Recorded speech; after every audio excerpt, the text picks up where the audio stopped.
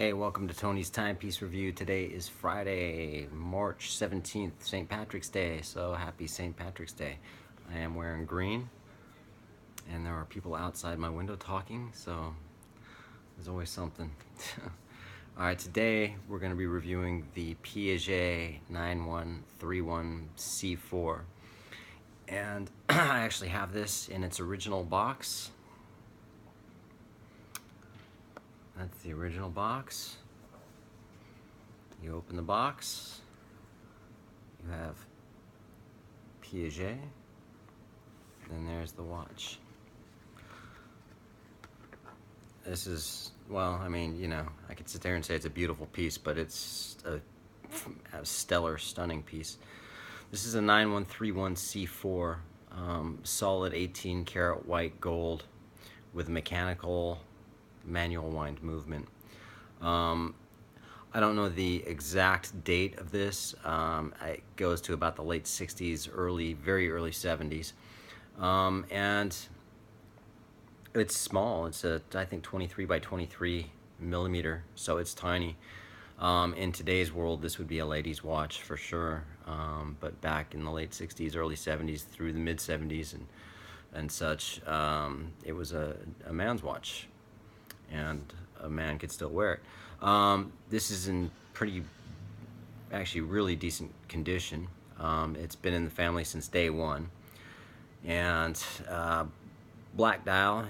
You can barely see where it's Piaget.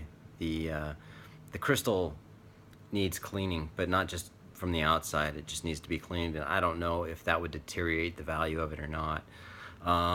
It has pretty decent weight to it, seeing as it's solid 18 karat white gold. I've not seen too many of these, but I've done a little bit of research, and on the market as far as auction, they're going anywhere from $3,000 to $8,000 depending on the exact one. So I couldn't really tell you, but it's, let me just put it on the wrist. It's tiny, but you know, this is a serious watch for serious collectors. It has a folding clasp, so and it's a little tiny watch with a lot of weight. I haven't had it serviced. I just wound it, but it keeps really good time. Have to be real careful with it when you wind it. You don't want to overwind it. With older mechanical watches, you can actually overwind it and break the movement. You don't want to do that in this watch, so I have to be very careful. But it's a beautiful piece. Of course, I never wear it. It's just, you know, for reasons being, one, it's way too small for me now, but this would look really good on a lady. So I just wanted to show this to you. Don't have a whole lot to say about it other than what I've already said. And then I'm going to show you another one, which is, put that back in the box, which is my vintage Omega. And vintage Omegas, there's a lot. Omega made a lot of watches back in the day. I haven't wound this. This is 10 karat gold, or maybe 9 karat gold. And this is from, I believe, around 1956. It's manual wind as well.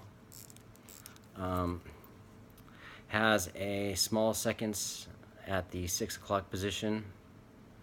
I can't tell you the exact model. In fact, the funny thing is I had it serviced just a couple of years ago at the Vintage Omega place in Beverly Hills, and I just didn't ask him what model it was.